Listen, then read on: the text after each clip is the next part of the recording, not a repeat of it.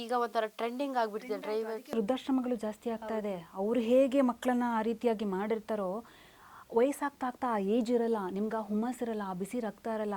ಈಗ ಮಾಡಿದ್ದಾನೆ ನಾನು ನಾಳೆ ಮಾಡ್ತೀನಿ ಅಂತ ಹೇಳೋಕ್ಕಾಗಲ್ಲ. ಇನ್ನು 20 ವರ್ಷ ಆದಮೇಲೆ ನಿಮಗೆ ಕೋಪ ಕಮ್ಮಿ ಆಗುತ್ತೆ, ಸಂಬಂಧ ಬೇಕು ಅನ್ಸುತ್ತೆ. ಮಗು ಎಲ್ಲಿ ನೋಡ್ಕೊಳತ್ತೆ? ನೀವು ಪ್ರೀತಿ ಕೊಡದೆ, ನಿಮ್ಗೆ ಅಟ್ಯಾಚ್ಮೆಂಟ್ ಇಲ್ಲದೆ ಆ ಮಗು ನೋಡ್ಕೊಂಡ್ರೆ ಹೆಂಗೆ ನೋಡ್ಕೊಳತ್ತೆ? ಆ ಮಗುಗೆ ನೀವು ಬೇಡ್ದಾಗಿರ್ತೀರ. ಸೊ ವೃದ್ಧಾಶ್ರಮಗಳು ಎಲ್ಲ ಕಡೆ ಓಪನ್ ಇರುತ್ತೆ. ಮಂತ್ಲಿ ಇಷ್ಟು ಕೊಡ್ತಾರೆ, ತೊಗೊಂಡೋಗಿ ವೃದ್ಧಾಶ್ರಮದಲ್ಲಿ ಬಿಡ್ತಾರೆ. ಸಾಕಷ್ಟು ಜಾಸ್ತಿ ಓಪನ್ ಆಗಿರೋದು. ಇವಾಗ ಹೆಂಗಾಗ್ಬಿಡಿದೆ ಗೊತ್ತಾ, ಕರ್ಮ ರಿಟರ್ನ್ಸ್ ಅನ್ನೋದು ಸುಳ್ಳಲ್ಲ. ಅದೊಂದು ವ್ಯತಿರಿಕ್ತ ಇಡಿ ಒಂದು ವಿಷಯ ವಿಪರ್ಯಾಸ ಹೇಳಿದ್ದೀನಿ ಕೇಳಿ.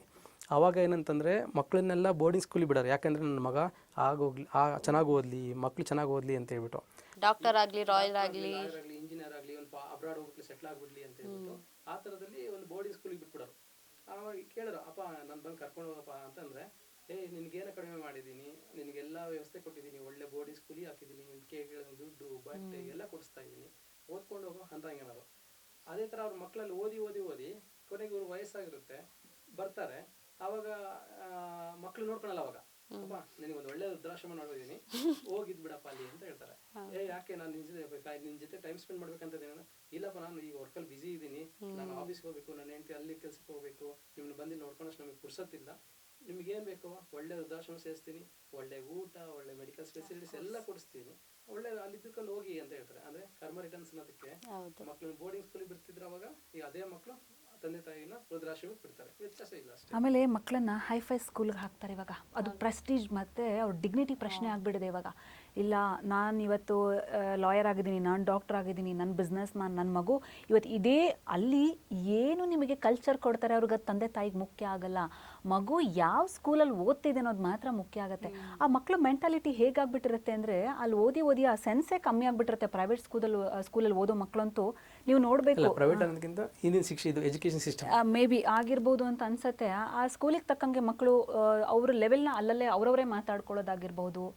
ಅಂದರೆ ಪೇರೆಂಟ್ಸ್ ಜೊತೆ ಅಟ್ಯಾಚ್ಮೆಂಟ್ ಇರಲ್ಲ, ಅಥವಾ ಗೊತ್ತಿಲ್ಲ ಈಗಿನ ಎಜುಕೇಷನ್ ಸಿಸ್ಟಮ್ಮೇ ಹಂಗಾಗ್ಬಿಟ್ಟಿದೆಯೋ ಏನೋ. ನಂಗೆ ಸಂಜೆ ಬಂದರೆ 4-5 ಟ್ಯೂಷನ್ಗಳು. ಅಯ್ಯೋ, ನಮ್ಮ ತಂದೆ ಪೇರೆಂಟ್ಸ್ಗಳು ಹಂಗೆ ಇದ್ದಾರೆ.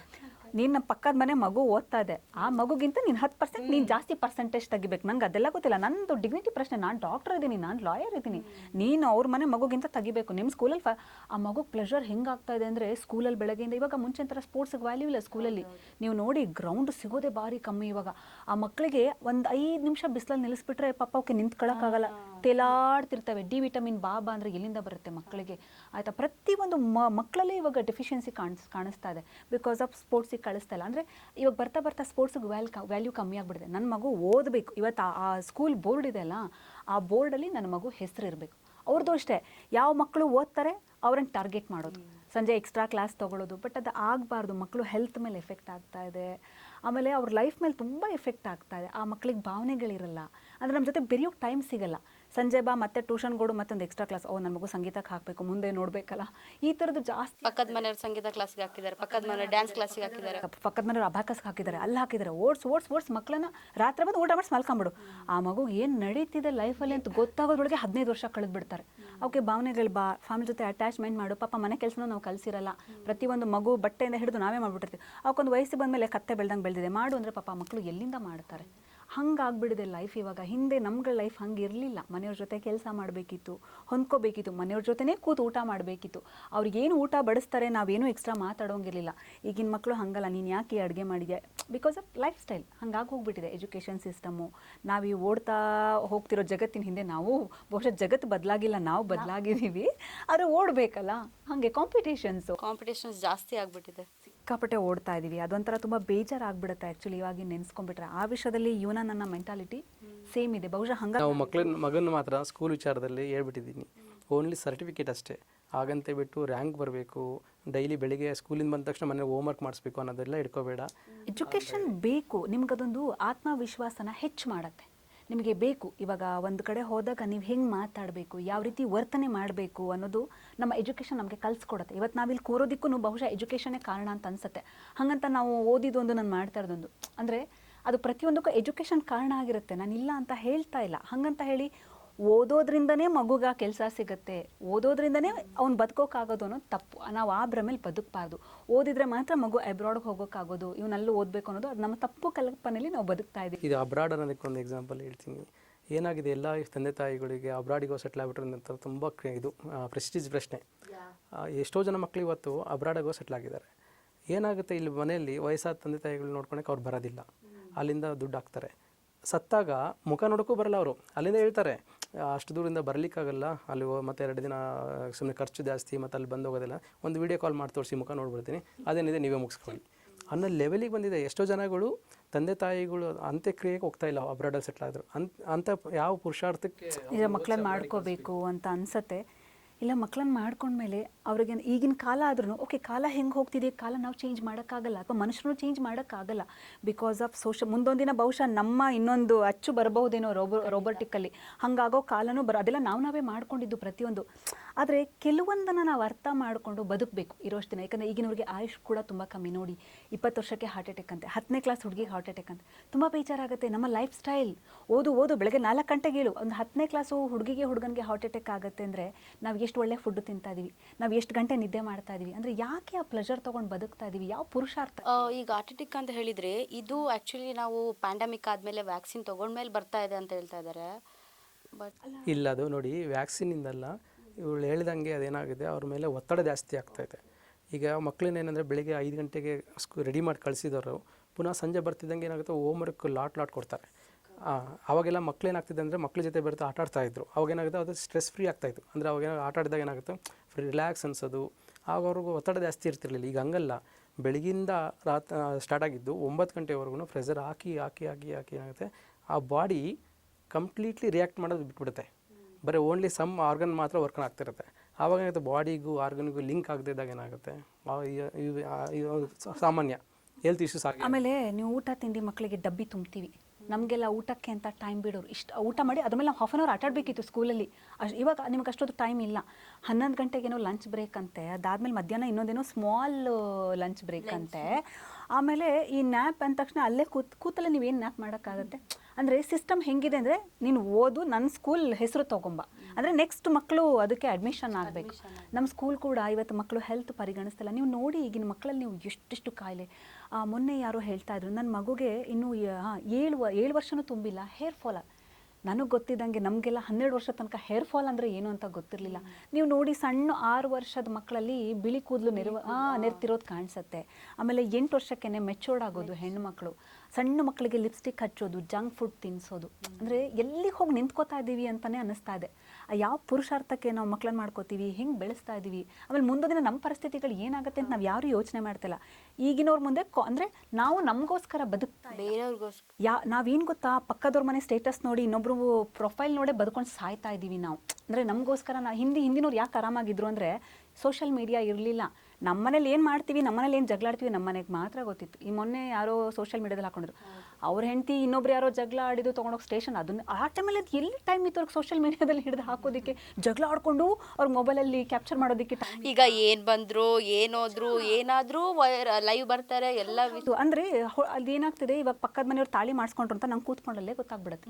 ಹಿಂದೆ ಎಲ್ಲ ಗೊತ್ತೇ ಆಗ್ತಿರ್ಲಿಲ್ಲ. ನೀವು ಮದುವೆಗೆ ಬರಬೇಕು, ಕಾರ್ಯಕ್ರಮಕ್ಕೆ ಸೇರಬೇಕು, ನೆಂಟರದಿಷ್ಟು ಬಂದು ಸೇರಿ ಅವ್ರ ಮನೇಲಿ ಅಷ್ಟು ಬಂಗಾರ ಮಾಡಿ ಆಮೇಲೆ ನಾವು ನಮ್ಮ ಗಂಡಿರಿಗೆ ಕೇಳಬೇಕಾಗಿತ್ತು, ಅಯ್ಯೋ ಅವ್ರ ಮನೇಲಿ ಮಾಡಿಸ್ಕೊಂಡಿದೆ ಅಂತ. ಅಲ್ಲಿ ತನಕ ನಮ್ಮದು ಲೈಫ್ ಪೀಸ್ಫುಲ್ ಆಗಿರ್ತೈತಿ. ಈಗ ಹಂಗಲ್ಲ, ನಿಮ್ಗೆ ಫ್ರಾಕ್ಷನ್ ಆಫ್ ಸೆಕೆಂಡಲ್ಲಿ ಸ್ಟೇಟಸಲ್ಲಿ ನಾನು ಆಡಿ ಕಾರ್ ತೊಗೊಂಡಿದ್ದೀನಿ ನನ್ನ ಟಕ್ ಅಂತ ಹಾಕ್ಬಿಡ್ತಾರೆ.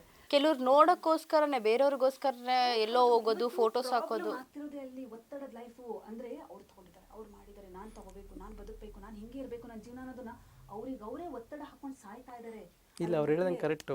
ಯೂಸಲಿ ಏನಾಗಿತ್ತು, ಒಂದು ಟ್ರಿಪ್ ಅಂತ ಹೋದ್ರೆ ನಾವೇನು ಮಾಡ್ತಾ ಇದೀವಿ ಅಂದರೆ ಆ ಪ್ಲೇಸ್ನ ನಾವು ಎಂಜಾಯ್ ಮಾಡ್ತಾ ಇದ್ದೀವಿ. ಈಗ ಹಂಗಲ್ಲ, ಆ ಟ್ರಿಪ್ ಹೋದ ತಕ್ಷಣ ಮೊಬೈಲ್ ಹಿಡ್ಕೊಂಡ್ಬಿಟ್ಟು ಹಿಂಗೆ ನಾವು ನೋಡೋದಲ್ಲ, ಬೇರೆಯವ್ರು ನೋಡೋದು. ಎಲ್ಲರಿಗೂ ಮತ್ತೆ ಇನ್ನೊಂದು ಯಾವುದೋ ಒಂದು ಪ್ಲೇಸ್ ಸರ್ಕಸ್ ನೋಡಕ್ಕೆ ಹೋಗ್ತೀವಿ ಅಂತ ಸರ್ಕಸ್ ನೋಡಕ್ಕೆ ಫುಲ್ ಪ್ಲೇಸ್ ಆರಾಮ್ಸೆ ನಾವು ಎಂಜಾಯ್ ಮಾಡಿ ನಗ್ತಾ ಇದೀವಿ. ಈಗ ಹಂಗಲ್ಲ, ಆ ಸರ್ಕಸ್ ಬರ್ತಿದಂಗೆ ಮೊಬೈಲ್ ಇಟ್ಕೊಂಡು ಕೂತ್ಬಿಡೋದು. ಆ ಮೊಬೈಲ್ ನಾವು ನೋಡೋದು, ಅಲ್ಲಿ ನೋಡಲ್ಲ, ಮೊಬೈಲ್ ನೋಡ್ತಾ ಇದೀವಿ, ಕರೆಕ್ಟಾಗಿ ಬರ್ತಿದ್ಯಾ ಫ್ರೇಮ್ ಅಂತ ಹೇಳಿ. ಅಂದ್ರೆ ಎಂಜಾಯ್ ಮಾಡ್ತಾ ಇಲ್ಲ, ಅದನ್ನ ನಾವು ಅಲ್ಲಿ ಫೀಲ್ ಮಾಡ್ತಾ ಇಲ್ಲ ಎಲ್ಲೋದ್ರೂ. ಓನ್ಲಿ ಬರೀ ಮೊಬೈಲಲ್ಲಿ ಅಡಿಕ್ಟ್ ಆಗಿಬಿಟ್ಟು ಸೋಷಿಯಲ್ ಮೀಡಿಯಾ ಕ್ರೇಜಿಗೆ ಅಲ್ಲಿ ಹೋಗ್ತಾ ಇದ್ದೀವಿ. ಅಲ್ಲ ಬೇಕು, ಇವತ್ತು ಸೋಷಿಯಲ್ ಮೀಡಿಯಾ ಅನ್ನೋದು ತುಂಬ ಒಳ್ಳೆಯ ಪ್ಲ್ಯಾಟ್ಫಾರ್ಮ್. ಎಷ್ಟೋ ಜನಕ್ಕೆ ಕೆಲಸ ಕೊಟ್ಟಿದೆ, ಅನ್ನ ಕೊಟ್ಟಿದೆ. ಎಷ್ಟೋ ಜನ ಸೋಷಿಯಲ್ ಮೀಡಿಯಾ ಇನ್ಫ್ಲೂಯೆನ್ಸರ್ ಇದ್ದಾರೆ. ಬಟ್ ತುಂಬ ಖುಷಿ ಆಗುತ್ತೆ ನೋಡಿದ್ರೆ. ಅಂದರೆ ಅದು ಒನ್ ಆಫ್ ದಿ ಎಷ್ಟೋ ಜನಕ್ಕೆ ಕೆಲಸ ಕೊಟ್ಟಿದೆ, ಒಂದು ಒಳ್ಳೆ ಪ್ಲ್ಯಾಟ್ಫಾರ್ಮ್. ಆಮೇಲೆ ಎಷ್ಟೋ ಜನಕ್ಕೆ ಯಾರೋ ಒಬ್ಬ ಕಸ ತುಂಬೋನು ಎಷ್ಟು ಚೆನ್ನಾಗಿ ಡಾನ್ಸ್ ಮಾಡ್ತಾನೆ ಅಂದರೆ ಮೈ ಗಾಡ್, ಇಲ್ಲ ಅವನಿಗೆಲ್ಲ ಅವಕಾಶ ಸಿಗ್ತಿತ್ತು. ನಾನು ಅದನ್ಕೊಂಡೆ, ಅಪ್ಪ ಇವನಲ್ಲಿ ಏನು ಟ್ಯಾಲೆಂಟ್ ಇದೆ, ಏನು ಕಸ ತುಂಬ ಏನು ಸಕ್ಕತ್ತಾಗಿ ಡಾನ್ಸ್ ಮಾಡ್ತಾನೆ. ಅಂದರೆ ಅವ್ರ ಹತ್ರ ಅಷ್ಟು ಟ್ಯಾಲೆಂಟ್ ಇದ್ದಿದ್ರು ನಮ್ಗೆ ಹಿಂದೆ ಇಲ್ಲ ಗೊತ್ತಾಗ್ತಿರಲಿಲ್ಲ. ಬಿಕಾಸ್ ತುಂಬ ಒಳ್ಳೆ ಪ್ಲಾಟ್ಫಾರ್ಮ್ ಅವ್ರನ್ನ ಅವ್ರು ತೋರ್ಪಡಿಸ್ಕೊಳ್ಳೋದಕ್ಕೆ. ಬಟ್ ನಾವು ಎಷ್ಟು ಗಂಟೆಗೆ ಕೂರಬೇಕು ಅದಕ್ಕಿಂತ ಒಂದು ಟೈಮ್ ಇಟ್ಕೋಬೇಕು. ನಾವು ಬೇಕಾದರೆ ಅದನ್ನು ಟೈಮ್ ಟು ಟೈಮ್ ಕರೆಕ್ಟಾಗಿ ಅಪ್ಲೋಡ್ ಮಾಡಿ ಕೂತ್ಕೋತೀವಿ, ಟೈಮ್ ಟು ಟೈಮ್ ಕರೆಕ್ಟಾಗಿ ಊಟ ಮಾಡ್ತಾ ಇಲ್ಲ, ಟೈಮ್ ಟು ಟೈಮ್ ಕರೆಕ್ಟಾಗಿ ನಿದ್ದೆ ಮಾಡ್ತಾ ಇಲ್ಲ. ಅಂದರೆ ಸೋಷಿಯಲ್ ಮೀಡಿಯಾನ ಊಟದ ಥರ ಟೈಮ್ ಟು ಟೈಮ್ ಕರೆಕ್ಟಾಗಿ ಅಪ್ಲೋಡ್ ಮಾಡ್ಕೊಂಡು ಹಿಡ್ಕೊಂಡ್ಬಿಟ್ಟಿದ್ದೀವಿ. ಈ ಮಿಕ್ಕಿರೋದನ್ನ ಟೈಮ್ ಲೆಸ್ ಆಗಿ ಮಾಡ್ತಾ ಇದ್ದೀವಿ. ಅದಾಗ್ಬಿಟ್ಟಿದೆ ಲೈಫ್ ಇವಾಗ. ಊಟ ಮಾಡುವಾಗ ಮೊಬೈಲ್ ಇಟ್ಕೊಂಡು ಏನು ಊಟ ಮಾಡಿದ್ವಿ ಅನ್ನೋದೇ ಗೊತ್ತಿಲ್ಲ, ಊಟ ಹೌದು. ಮಾಡಿದ್ವಿ ಅಂತ ನಾವೆಲ್ಲ ತುಂಬಾನೇ ಇದು ಮಾತ್ರ ತುಂಬ ಹುಚ್ಚುತನ ಅನ್ಸೋಕೆ ಶುರುವಾಗಿ ಹೋಗ್ಬಿಟ್ಟಿದೆ. ಬಹುಶಃ ಈ ಲೈಫ್ ಸ್ಟೈಲಿಂದ ಇವಾಗ ನನ್ನ ಪ್ರಕಾರ ಈ ಹಾಸ್ಪಿಟಲ್ಲು ಕ್ಲಿನಿಕ್ಗಳೆಲ್ಲ ನಿಮಗೆ ತುಂಬ ಹೋಗ್ಬಿಟ್ಟಿರುತ್ತೆ. ಇವತ್ತು ಎಷ್ಟೋ ಜನಕ್ಕೆ ನಿದ್ದೆ ಬರೆದಿರೋ ಕಾಯಿಲೆ, ಆ ಮೊಬೈಲ್ನ ಹಿಡಿದು ರಾತ್ರಿ ಮಲಗ್ತೀವಲ್ಲ ಏನಾಗುತ್ತೆ ಅಂತ ಎಷ್ಟೋ ಜನಕ್ಕೆ ಗೊತ್ತಿಲ್ಲ. ಇವತ್ತು ನೋಡಿ ಎಷ್ಟೋ ಜನ ನಿದ್ದೆ ಮಾತ್ರ ತೊಗೊಂಡು ಒದ್ದಾಡ್ಸಾಕ. ಹೌದು, ಖಂಡಿತ. ಮುಂದೊಂದಿನ ಬಹುಶಃ 50 ವರ್ಷ ಬದುಕ್ದವರೇ ತುಂಬ ಗಟ್ಟಿ ಅಂತ ಅನಿಸ್ಬಿಡುತ್ತೆ. ಮುಂದೆ ಅಲ್ಲ, ಇವಾಗಲೇ ಆಲ್ರೆಡಿ ಸ್ಟಾರ್ಟ್ ಆಗಿದೆ. ಆಗ್ಬಿಟ್ಟಿದೆ. ಬಹುಶಃ ಅದೇ ಆ ಥರದ ಜೀವನಗಳೆಲ್ಲ ಶುರುವಾದಾಗ ತುಂಬ ಬೇಜಾರಾಗುತ್ತೆ. ಬಟ್ ಟೈಮ್ ಎಲ್ಲ ಚೆನ್ನಾಗಿದೆ. ನಮ್ಮ ಲೈಫ್ನ ನಾವು ಎಷ್ಟರಲ್ಲಿ ಇಟ್ಕೋಬೇಕೋ ಅಷ್ಟರಲ್ಲಿ ಇಟ್ಕೊಂಡ್ರೆ ತುಂಬ ಒಳ್ಳೇದಂತ ಅನ್ಸುತ್ತೆ. ಈಗ ನಾವು ನಮ್ಮವರು ಶೋ ಅಲ್ಲಿ ಶರಣ್ ಸರ್ ಇದ್ದಾರೆ, ಅಮೂಲ್ಯ ಮೇಡಮ್ ಇದ್ದಾರೆ, ಅದರಲ್ಲೂ ತಾರಮ್ಮ ಇದ್ದಾರೆ. ಸೊ ಅವ್ರ ಕಾಮೆಂಟ್ಸ್ ಮಾಡಬೇಕಾದ್ರೆ ಯಾವ ಥರ ಫೀಲ್ ಆಗುತ್ತೆ ಅಂತ ದೊಡ್ಡ ಸ್ಟಾರ್ಗಳು ನಿಮಗೆ ಕಾಮೆಂಟ್ಸ್ ಹೇಳ್ತಾ ಇರ್ತಾರೆ ಅಂದರೆ? ಇಲ್ಲ, ಒಂಥರ ಖುಷಿ ಆಗುತ್ತೆ. ಅಮೂಲ್ಯ ಒಂಥರ ಮುದ್ದು ಹುಡುಗಿ. ಸೊ ಮಾತು ಕೇಳೋಕೆ ಒಂಥರ ಕ್ಯೂಟ್ ಆಗಿರುತ್ತೆ, ಮುದ್ದಾಗಿ ಮಾತಾಡ್ತಾರೆ. ಅವರು ಸಣ್ಣ ವಯಸ್ಸಿಂದ ಅವ್ರ ವಾಯ್ಸ್ ತುಂಬ ಚೆನ್ನಾಗಿದೆ. ಆ್ಯಂಡ್ ತಾರಮ್ಮ ತುಂಬ ಮೆಚುರಿಟಿ ಲೆವೆಲ್ ಆ್ಯಂಡ್ ಅವ್ರು ಹೇಳೋ ಮಾತುಗಳು ತುಂಬ ತೂಕವಾಗಿರುತ್ತೆ. ಇನ್ನು ಶರಣ್ ಸರ್ ಎಕ್ಸ್ಪೀರಿಯನ್ಸ್ಡ್ ಪರ್ಸನ್, ಅವರು ಕಷ್ಟಪಟ್ಟು ಒಂದು ಲೆವೆಲಿಗೆ ಬಂದಿದ್ದು. ಅವ್ರನ್ನ ನೋಡ್ಬಿಟ್ರೆ ತುಂಬ ಖುಷಿ ಆಗ್ಬಿಡುತ್ತೆ. ಅಂದರೆ ಒಬ್ಬ ಇನ್ಸ್ಪೈರ್ಡ್ ಅಂತ ಏನು ತೊಗೋತೀವಿ ಆ ವ್ಯಕ್ತಿನ ತೊಗೋಬಹುದು ಅಂತ ಅನ್ಸುತ್ತೆ. ಅಂದರೆ ಅವರು ಎಲ್ಲ ಲೈಫು ನೋಡಿದ್ದಾರೆ. ಸೊ ಕಾಮಿಡಿಯನ್ ಆಗಿ ನೋಡಿದ್ದಾರೆ, ಹೀರೋ ಆಗಿ ನೋಡಿದ್ದಾರೆ. ಅದು ನಮಗೆ ಇದಾಗುತ್ತೆ, ಇನ್ಕ್ಲೂಡ್ ಆಗುತ್ತೆ. ಬಿಕಾಸ್ ನಾವು ಹೆಂಗಿರಬೇಕು ಅವರಿಂದ ಕಲಿಯೋದು ತುಂಬ ಇದೆ. ಮೊನ್ನೆ ಒಂದು ಅವರ ಶರಣ್ ಸರ್ ಒಂದು ಎಪಿಸೋಡಲ್ಲಿ ಹೇಳ್ತಾ ಇದ್ರು, ಇದು ಕಂಠೀರವ ಸ್ಟುಡಿಯೋದಲ್ಲಿ ಶೂಟ್ ಆಗುವಾಗ ಆಲದ ಮರಗಡೆ ಕೆಳಗಡೆ ನಿಂತ್ಕೊಂಡು ಸಂಬಳ ತಗೊಳ್ತಾ ಇದ್ದೆ. ಈಗ ಅದೇ ಆಲದ ಮರದ ಎದುರುಗಡೆ ಇರುವಂಥ ಒಂದು ಸ್ಟೇಜಲ್ಲಿ ಕುಂತಿದ್ದೀನಿ ಅಂತೇಳಿ, ಅದು ಅಚೀವ್ಮೆಂಟ್ ಅಂದರೆ ಅಂತ ಹೇಳ್ಬಿಟ್ಟು. ಅಂದರೆ ಅವರು ಎಲ್ಲ ಒಂದು ಅವ್ರ ಜೀವನದಲ್ಲಿ ಎಲ್ಲ ಥರದ ಕಷ್ಟಗಳನ್ನು ಮತ್ತು ಸುಖಗಳನ್ನು ನೋಡ್ಕೊಂಡು ಬರ್ತಾ ಇದ್ದಾರೆ. ಹಾಗಾಗಿ ಈ ಒಂದು ಪ್ರೋಗ್ರಾಮಿಗೆ ತೂಕದ ವ್ಯಕ್ತಿ ತಾರಮ್ಮನ ಮೆಚುರಿಟಿ ಲೆವೆಲ್ ಜಾಸ್ತಿ ಇರೋದ್ರಿಂದ ತೂಕದ ವ್ಯಕ್ತಿ ಅನಿಸುತ್ತೆ. ಮತ್ತು ಅಮೂಲ್ಯ ಅವ್ರಿಗೆ ಗೊತ್ತು, ಅವರು ಇನ್ನು ಯಂಗ್ಸ್ಟರ್ ಮತ್ತು ಆ ಥರ ಮುದ್ದಾಗಿ ಮಾತಾಡೋದೇ ಒಂದು ಈಗಿನ ಟ್ರೆಂಡಿಗೆ ಅವರು ಅಡ್ವೈಸು ತುಂಬ ಇಂಪಾರ್ಟೆಂಟ್. ಓಕೆ. ಈಗ ನೀವು ಅಲ್ಲಿ ಹೆಚ್ಚಾಗಿ ನಿಮಗೆ ಏನಾದರೂ ಟಾಸ್ಕ್ ಅದು ಇದು ಕೊಡ್ತಾ ಇರ್ತಾರೆ. ಸೊ ಎಷ್ಟು ಇಬ್ಬರಿಗೆ ಆಲ್ರೆಡಿ ನೀವು ಹೇಳಿದ್ದೀರಾ ನಾವು ಇಬ್ಬರು ಏನೇ ಕೆಲಸ ಮಾಡಬೇಕಾದ್ರೂ ಬ್ಯಾಲೆನ್ಸಲ್ಲೇ ಮಾಡ್ತೀವಂತ. ತುಂಬ ನಿಮಗೆ ಮೆಮೊರಿಬಲ್ ಆಗಿರುವಂಥ ಟಾಸ್ಕ್ ಯಾವುದು? ಡ್ಯಾನ್ಸಸ್ ಟಾಸ್ಕ್ ಬಹುಶಃ ಮೆಮೊರೇಬಲ್ ಅಂದರೆ ನಮ್ಮಿಬ್ಬರಿಗೂ ಮರೆಯೋಕ್ಕಾಗದಿರೋದು ಡ್ಯಾನ್ಸೇ ಅನ್ಸುತ್ತಲ್ವಾ? ಡ್ಯಾನ್ಸ್ ಅಂತಂದರೆ ನನಗೆ ಡ್ಯಾನ್ಸ್ ಮಾಡ್ಲಿಕ್ಕೆ ಬರೋದಿಲ್ಲ. ಹಾಗಾಗಿ ಅದು ಹೆಂಡತಿಗೋಸ್ಕರ ಫಸ್ಟ್ ಟೈಮ್ ಸ್ಟೇಜಲ್ಲಿ ಡ್ಯಾನ್ಸ್ ಮಾಡಿ. ಏನಕ್ಕೆ ಮೆಮೊರೇಬಲ್ ಅಂದರೆ ಇವರು ಒಂದು ಸಣ್ಣ ಹಾಡು ಕೂಡ ನನಗೆ ಗುಣಗಿದ್ದು ನಾನು ಯಾವತ್ತೂ ಕೇಳಿಲ್ಲ. ನನಗೆ ಗೊತ್ತೇ ಇಲ್ಲ ಇವ್ರು ಹೆಂಗೆ ಹಾಡು ಹೇಳ್ತಾರೆ ಅಂತಲೇ ನಂಗೆ ಗೊತ್ತಿಲ್ಲ. ಇನ್ನು ಅಂಥದ್ರಲ್ಲಿ ಇವ್ರು ಯಾವಾಗಲೂ ಅಡ್ವೊಕೇಟ್ ಆಗಿ ಸೊ ಬೇರೆಯವ್ರಿಗೆ ಸಜೆಸ್ಟ್ ಮಾಡೋದನ್ನು ನಾನು ಕೇಳಿದೆ ಆ್ಯಂಡ್ ಆ ಥರ ಹೇಳೋದನ್ನು ಕೇಳಿದ್ದೆ. ಆದರೆ ಇವರಲ್ಲಿ ಹೆಂಗೆ ಡ್ಯಾನ್ಸ್ ಮಾಡ್ತಾರೆ ಸ್ಟೇಜ್ ಮೇಲೆ, ಅದು ಮಾತ್ರ ಬಹುಶಃ ನನ್ನ ಜೀವನದಲ್ಲಿ ಯಾವತ್ತೂ ನಂಗೆ ಮರೆಯೋಕ್ಕಾಗಲ್ಲ ಅನಿಸುತ್ತೆ. ಅಂದರೆ ಫಸ್ಟು ಟೈಮು ಏನೇ ಆಗಲಿ ನನಗೋಸ್ಕರ ಬಂದು ಓಕೆ ನನಗೆ ಎಷ್ಟು ಬರುತ್ತೆ ಅಷ್ಟೇ ಮಾಡ್ತೀನಿ ಅಂತ ಅದೊಂದು ಒಪ್ಕೊಂಡು ಬಂದ್ರಲ್ಲ, ಬಹುಶಃ ಅದು ನನ್ನ ಗ್ರೇಟ್ನೆಸ್ ಅಂತ ಅನಿಸುತ್ತೆ. ನಂಗೆ ಅದೊಂದು ತುಂಬಾ ಮೆಮೊರೇಬಲ್. ಬಟ್ ಇವ್ರ ಫ್ಯಾಮಿಲಿ ಒಂದು ಬಂದು ನಮಗೆ ತುಂಬ ಇಷ್ಟ ಆಯಿತು. ಓಕೆ ಸರ್, ನೀವು ಹೇಳಿದ್ರಿ ನಮ್ಮ ಊರಿನವ್ರು ಬಂದಿದ್ರು ನನಗೆ ಸರ್ಪ್ರೈಸ್ ಕೊಟ್ಟರು ಅಂತ. ಆ ಸರ್ಪ್ರೈಸ್ ನಿಮಗೆ ಹೇಗಿತ್ತು ಅಂತ ಸರ್? ಅದು ತುಂಬ ಸರ್ಪ್ರೈಸ್ ಆಗೇ ಇತ್ತು. ಯಾಕೆಂದರೆ ಪ್ರೈಮರಿ ಸ್ಕೂಲ್ ಮೇಸ್ಟ್ರುಗಳು ಬರೋದಂದರೆ ತುಂಬ ಕಷ್ಟ. ಅದರಲ್ಲೂ ನೆನಪಿಟ್ಕೊಂಡು ಅದು ಶಿಕಾರಿಪುರದಿಂದ ಬೆಂಗಳೂರವರೆಗೂ ಬಂದು ಸ್ಟೇಜಿಗೆ ಬಂದ್ರಲ್ಲ, ಅದು ತುಂಬ ಖುಷಿಯಾಗಿದ್ದು. ಅವರು ಆ್ಯಕ್ಚುಲಿ ಹೇಳ್ಬೇಕಂದ್ರೆ ಆ ರಾಜಶೇಖರ್ ಅಂತ ಸರ್ ಅಂತ ಕರೆಸಿದ್ದೀವಿ. ಅವರು ನನ್ನ ತುಂಬ ನಿಜವಾಗ್ಲೂ ಅಚ್ಚುಮೆಚ್ಚಿನ ಮೇಸ್ಟ್ರೆ. ಅಂದರೆ ಅವರು ಪಾಠ ಮಾಡ್ತಿರೋ ಶೈಲಿ ಇತ್ತಲ್ಲ, ಅದು ತುಂಬ ಡಿಫ್ರೆಂಟ್ ಆಗಿತ್ತು. ಆ್ಯಕ್ಚುಲಿ ನಾನು ತುಂಬ ಏನು ರ್ಯಾಂಕ್ ಸ್ಟೂಡೆಂಟ್ ಅಲ್ಲ, ಮತ್ತು ನಾನು ತುಂಬ ಕಂಟಿನ್ಯೂಟಿ ಇರೋಂಥ ಸ್ಟೂಡೆಂಟ್ ಅಲ್ಲ. ಅಂಥ ಒಬ್ಬ ಸ್ಟೂಡೆಂಟನ್ನು ಇಂಪ್ರೂವ್ ಮಾಡಿದ್ದೆ ಅವ್ರು. ಆ್ಯಕ್ಚುಲಿ ಇದು ಸ್ಕೂಲ್ ಅವಾಗೆಲ್ಲ ದೊಡ್ಡ ಫೀಲ್ಡ್ ಇರ್ತಿತ್ತು, ಹೊರಗಡೆ ಕೂತ್ಕೊಂಡ್ಬಿಟ್ಟು ಆ ಪರಿಸರದ ಮಧ್ಯೆ ಪಾಠ ಹೇಳ್ತಿದ್ದಿದ್ದು, ಅವುಗಳ ಇಂಟ್ರೆಸ್ಟ್ ಬರೋ ರೀತಿಲಿ ಇತ್ತು ಗೌರ್ಮೆಂಟ್ ಸರ್ಕಾರಿ ಸ್ಕೂಲ್ಗಳಲ್ಲಿ. ಹಾಗಾಗಿ ಅವ್ರನ್ನ ಬಂದಿದ್ರಲ್ಲ, ಅದು ತುಂಬ ಸರ್ಪ್ರೈಸ್ ಆಗಿತ್ತು. ಆ್ಯಂಡ್ ಒಂದು ಗ್ರೇಟ್ನೆಸ್ ಅಂತ ಹೇಳಿದ್ರೆ ಇವರು ಓದಬೇಕಾದ್ರೆ ಅವರು ಮೇಸ್ಟ್ರ್ ಆಗಿದ್ರಂತೆ. ಇವಾಗ ಅದೇ ಸ್ಕೂಲ್ಗೆ ಅವ್ರು HM, ಇನ್ನೂ ಅದೇ ಸ್ಕೂಲಲ್ಲಿ ಅವ್ರು HM ಆಗಿ ಉಳ್ಕೊಂಡಿರೋದು, ಅದು ನಮಗೆ ಸಿಕ್ಕಿರೋದು ಮೊನ್ನೆ ನಿಜವಾಗ್ಲೂ ನಾವು ನಮ್ಮ ಪುಣ್ಯ ಅಂತ ಅನ್ಸುತ್ತೆ. ಯಾಕಂದರೆ ನಾವು ಓದೋ ಟೈಮಲ್ಲಿ ಇದ್ದಿದ್ದು ಟೀಚರ್ಸು HM ಎಲ್ಲ ರಿಟೈರ್ಡ್ ಆಗಿಬಿಟ್ಟಿದ್ದಾರೆ. ಬಟ್ ಅದು ನನಗೆ ಬಹುಶಃ ನಿಮ್ಗೆ ಸರ್ಪ್ರೈಸ್ ಅಂತ ಅನ್ಕೋತೀನಿ, ಅದು ಅಲ್ವಾ? ಅದು ನಂಗೆ ತುಂಬ ಖುಷಿ ಆಯಿತು. ಅಲ್ಲ, ನಿಮಗೆ ಗೊತ್ತಿತ್ತಾ ಬಿಫೋರೇ ಅವ್ರು ಬರ್ತಾರೆ ಅಂತ, ಇಲ್ಲಾಂದರೆ ಸರ್ಪ್ರೈಸ್ ನಿಮಗೆ? ಸರ್ಪ್ರೈಸ್ ಪ್ಲಾನ್ ಅದು. ನನಗೆ ಸರ್ಪ್ರೈಸ್ ಕೊಟ್ಟಿದ್ದು ಅಂದರೆ ಏನಾಗ್ತಿತ್ತು, ನನಗೆ ಇವ್ರು ಇದರಲ್ಲಿ ನಂಗೆ ಯಾರನ್ನೂ ಫ್ಯಾಮಿಲಿನ ಕಾಂಟ್ಯಾಕ್ಟ್ ಮಾಡೋಕ್ಕಾಗಿರಲಿಲ್ಲ. ಸೊ ಇವ್ರು ನನಗೆ ಸರ್ಪ್ರೈಸ್ ಮಾಡಿದರು. ಸೊ ನಾನು ಒಂದು ಒಳ್ಳೆ ಸರ್ಪ್ರೈಸ್ ಕೊಡಬೇಕು, ಬಟ್ ಅದು ಇವ್ರ ಸ್ಕೂಲ್ ಲೈಫಲ್ಲಿ ಅವ್ರಿಗೆ ತುಂಬ ಮೆಮೊರೇಬಲ್. ಆ್ಯಂಡ್ ಇವರು ಅದನ್ನೆಲ್ಲ ಒಂದು ನೋಡೋಣ ಹೆಂಗೆ ಇವ್ರು ಎಕ್ಸ್ಪ್ರೆಸ್ ಮಾಡ್ತಾರೆ ಅನ್ನೋದು ನಂಗೆ ತುಂಬಾ ಅಂದರೆ ನಾನೊಂಥರ ಕ್ಯೂರಿಯಾಸಿಟಿ ಆಗಿತ್ತು. ಆ್ಯಂಡ್ ಅದೇ ಆ ಮೂಮೆಂಟಲ್ಲಿ ಇವ್ರಿಗೆ ಗೊತ್ತಿಲ್ಲದೇ ಇವ್ರ ಟೀಚರ್ ಆ್ಯಂಡ್ ಇವ್ರ ಸ್ಕೂಲ್ ಫ್ರೆಂಡ್ನೆಲ್ಲ ನಾನು ಕಾಂಟ್ಯಾಕ್ಟ್ ಮಾಡಿ, ಸೊ ಅವ್ರಿಗೆ ಗೊತ್ತಿಲ್ಲದೇ ಸರ್ಪ್ರೈಸ್ ಆಗಿ ಕರೆಸಿದ್ದು. ತುಂಬ ಅದು ನಾನು ಆ ಎಪಿಸೋಡ್ ನೋಡಿದೆ ಸರ್, ತುಂಬ ಸರ್ಪ್ರೈಸ್ ಆಗಿದ್ರು, ಚೆನ್ನಾಗಿತ್ತು. ಬಿಕಾಸ್ ಅವ್ರ ಸ್ಕೂಲ್ ಲೈಫ್ ನನ್ನ ಸ್ಕೂಲ್ಗಿಂತ ನನಗೆ ಅವ್ರ ಸ್ಕೂಲ್ ಲೈಫ್ ತುಂಬ ಅಂದರೆ ಲೈಕ್ ಅವ್ರಿಗೆ ಮೆಮೊರೇಬಲ್ ಅನ್ಸುತ್ತೆ. ಆ್ಯಂಡ್ ನನಗೂ ತುಂಬ ಅಂದರೆ ಓಕೆ, ಒಂದು ಹುಡುಗ ಆ ಏಜಲ್ಲಿ ಇಷ್ಟೆಲ್ಲ ಸ್ಟ್ರಗಲ್ ಮಾಡ್ಬೋದಾ ಲೈಫಲ್ಲಿ, ಬಿಕಾಸ್ ಅದು ಗೊತ್ತಿಲ್ಲ ಈಗಿನ ಮಕ್ಕಳು ಹೆಂಗೆ ತೊಗೊಳ್ತಾರೋ ಅಂತ ತುಂಬ ಮೋಟಿವೇಶನಲ್. ಬಿಕಾಸ್ ಈಗಿನ ಮಕ್ಳಿಗೆ ನಾವೆಲ್ಲ ಸೌಕರ್ಯ ಕೊಟ್ಬಿಡ್ತೀವಿ. ಕೇಳಿದ್ದು ನನ್ನ ಮಗನಿಗೆ ಒಂಚೂರು ಚೆನ್ನಾಗಿಲ್ಲ ನಂಗೆ ಬೇರೆ ಕೊಡಿಸು ಅಂದರೆ ಹಿಂಗಾಗ್ಬಿಟ್ಟಿದಾರಲ್ಲ ಮಕ್ಕಳು. ಯಪ್ಪ ದೇವರೇ, ನಾವೊಂದು ಕೇಳೋಕ್ಕೆ, ಬಿಕಾಸ್ ಇವ್ರ ಲೈಫ್ಗಳೇ ಇವ್ರು 10 ವರ್ಷದಿಂದ ಇವರೇ ದುಡಿಬೇಕಿತ್ತು, ಅದನ್ನು ಇವರೇ ಇವ್ರಿಗೇನಾದ್ರು ಬೇಕಂದ್ರೆ ಇವರೇ ಫುಲ್ಫಿಲ್ ಮಾಡ್ಕೋಬೇಕಿತ್ತು. ಬಿಕಾಸ್ ತುಂಬ ಚಿಕ್ಕ ಏಜಲ್ಲೇ ಅಪ್ಪ ಅಮ್ಮನ ಕಳ್ಕೊಂಡಿದ್ರಿಂದ ಇವ್ರು ಯಾರ ಹತ್ರನೂ ಕೇಳೋ ಹಂಗಿರಲಿಲ್ಲ. ಸೊ ಆಲ್ಮೋಸ್ಟ್ ಇವರ ಲಾ ಮುಗಿಯೋ ತನಕನೂ ಇವ್ರ ಲೈಫ್ನ ಇವರೇ ಕಟ್ಕೋಬೇಕಾಗಿತ್ತು. ಬಟ್ ಅದು ನಿಜವಾಗಿದ್ದು ಲೈಫ್ ಅಂತಂದರೆ, ಬಟ್ ಅವ್ರು ಅದನ್ನೆಲ್ಲೂ ಹೇಳ್ಕೊಳಕ್ಕೆ ಇಷ್ಟಪಡ್ತಿರ್ಲಿಲ್ಲ. ಹಾಗಾಗಿ ನೋಡೋಣ ಇವ್ರ ಮುನೆ ಅದನ್ನು ಹೆಂಗೆ ಎಕ್ಸ್ಪ್ರೆಸ್ ಮಾಡ್ತಾರೆ ಅಂತ ನನಗೆ ತುಂಬ ಕ್ಯೂರಿಯಾಸಿಟಿ ಇತ್ತು ಆ್ಯಕ್ಚುಲಿ. ಸರ್ ಏನಾಗಿತ್ತು ಪೇರೆಂಟ್ಸಿಗೆ? ಇಲ್ಲ, ಸ್ವಲ್ಪ ಹೆಲ್ತ್ ಇಶ್ಯೂಸಿಂದ ಚಿಕ್ಕವರಿದ್ದಾಗ ನಮ್ಮ ತಾಯಿ ತೀರ್ಕೊಂಡ್ರು. ಆನಂತರ ಒಂದು 1 ಇಯರ್ ಗ್ಯಾಪಲ್ಲಿ ಮತ್ತು ನನ್ನ ತಂದೆನ ತೀರ್ಕೊಂಡ್ರು. ಆವಾಗಿಂದ ಆ್ಯಕ್ಚುಲಿ ಇಂಡಿಪೆಂಡೆಂಟಾಗಿ ಬೆಳ್ಕೊಂಡು ಬಂದಿದ್ದು. ಆ ಕಷ್ಟ ದಿನಗಳಿಂದನೇ ಇವತ್ತು ನಮಗೆ ಒಳ್ಳೆ ಲೈಫ್ ಸಿಗ್ತಾ ಇದೆ ಅಂತ. ಓಕೆ, ಯಾರು ನೋಡ್ಕೊತಾ ಇದ್ರು ಅವ್ರು ಹೋದ್ಮೇಲೆ? ಇಲ್ಲ, ಅದಾದಮೇಲೆ ಏನಾಯಿತು, ನನ್ನ ಅಕ್ಕ ಇದ್ದರು, ಬಟ್ ಆ ಅಕ್ಕನ ಶಿವಮೊಗ್ಗದಲ್ಲಿದ್ದರು. ಆವಾಗ ಬಟ್ ನಾನು ಸ್ವಲ್ಪ ಬೇರೆ ಥರ ಅಂದರೆ ಸ್ಟೂಡೆಂಟ್ ಆರ್ಗನೈಸೇಷನಲ್ಲಿ ABPಯಲ್ಲಿ ಆ ಥರದಲ್ಲೆಲ್ಲ ಇಂಡಿಪೆಂಡೆಂಟಾಗಿ ಒಂಥರ ಹೋಗ್ತಾ ಇದ್ದೆ. ಆಗ ಎಜುಕೇಷನ್ ಕಂಪ್ಲೀಟ್ ಎಕ್ಸ್ಪೆನ್ಸಸ್ ನಾನೇ ಬೇರೆ ಮಾಡಬೇಕಾಗಿತ್ತು.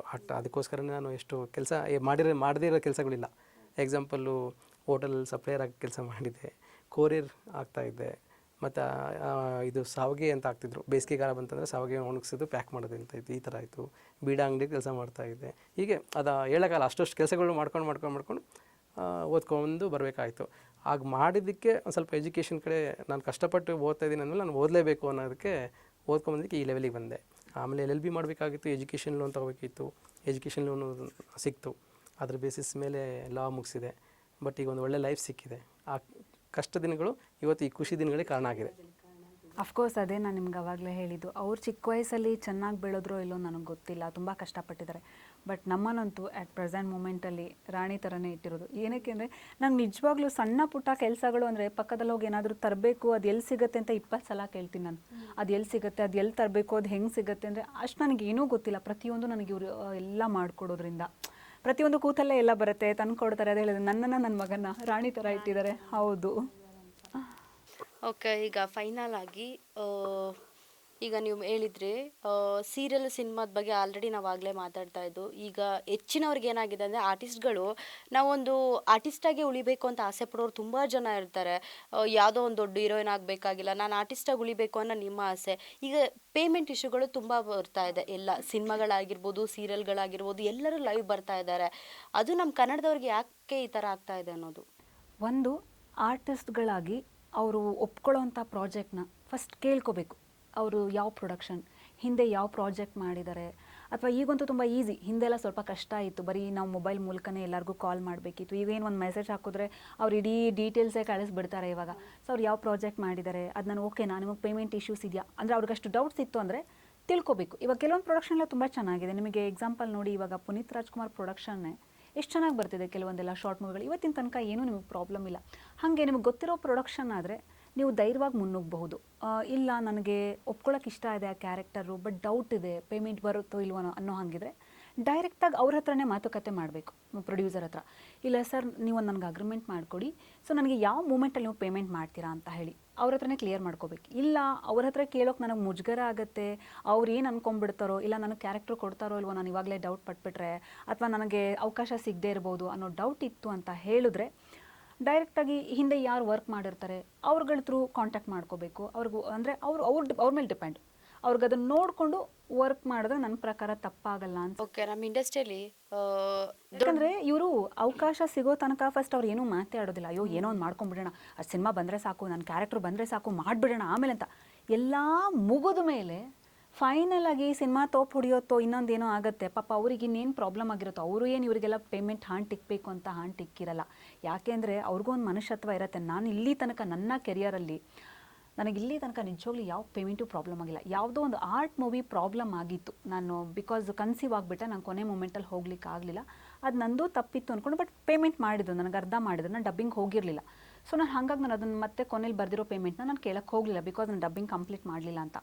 ಅದರ್ವೈಸ್ ನಾನು ಮಾಡಿರೋ ಇಷ್ಟು ಸೀರಿಯಲಲ್ಲೂ ಆ್ಯಂಡ್ ಮಾಡಿರೋ ಒಂದು 2-3 ಆರ್ಟ್ ಮೂವಿ ಮಾಡಿರ್ಬೋದು, ಇಲ್ಲಿ ತನಕ ಯಾವುದೂ ಪೇಮೆಂಟ್ ಪ್ರಾಬ್ಲಮ್ ಆಗಿಲ್ಲ. ಅದೇ ಬಿಕಾಸ್ ನೀವು ಹೆಂಗೆ ಮಾತಾಡ್ಕೋತೀರಾ, ಓಕೆ ಅದೇ ಎಲ್ಲರೂ ಫಸ್ಟ್ ಮಾಡೋ ತಪ್ಪೇನು ಗೊತ್ತಾ, ಫಸ್ಟ್ ನಾವು ಆ್ಯಕ್ಟ್ ಮಾಡಿಬಿಡೋಣ, ಆ್ಯಕ್ಟ್ ಮಾಡಿಬಿಟ್ಟು ಅದು ಯಾವ ಪ್ರೊಡಕ್ಷನೋ ಮತ್ತೊಂದು ನಾನು ಕಾಣಿಸ್ಕೊಂಡ್ಬಿಡ್ಬೇಕು, ನಂದು ಕಂಪ್ಲೀಟ್ ಆಗಿಬಿಡ್ಬೇಕು ಅಷ್ಟೇ. ಅದಾದಮೇಲೆ ಅವ್ರಿಗೆ ಯೋಚನೆ ಬರುತ್ತೆ, ಅಯ್ಯೋ ಪೇಮೆಂಟ್ ಬರಲಿಲ್ಲ ನನಗೆ, ಈಗೇನು ಮಾಡೋದು ಅಂತ ಕೂತ್ಕೋತಾರೆ. ಬಟ್ ಹಂಗೆ ಮಾಡ್ಕೋಬಾರ್ದು ಅದನ್ನು.